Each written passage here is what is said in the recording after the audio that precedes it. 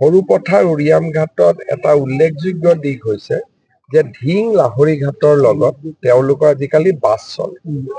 তাৰ পৰা বুজা যায় যে ঢিং লাহৰী ঘাটৰ পৰা বহুত মানুহ গোলাঘাট জিলাত সোমোৱাৰ এটা প্ৰচেষ্টা চলিছে।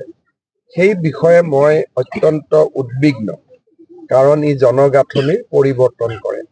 সেইকাৰণে এই বিষয়টো মই নিজেও ব্যক্তিগতভাৱে চাম। নেঘেৰি বিলৰ কথাটো ক'লো, নেঘেৰি বিলৰ কথা ক'লো, উৰিয়াম ঘাটৰ কথাটো ক'লো। যিখিনি স্থানীয় মানুহ কৰবাত আছে, মাটি নাই, বহিছে, বেলেগ কথা। কিন্তু কোনোবা এখন আন জিলাৰ পৰা আহি মানুহ বহাৰ কোনো অৰ্থ থাকিব নোৱাৰে। গতিকে সেই ক্ষেত্ৰত মই নিজেও চাম আৰু ব্যৱস্থা ল'ম।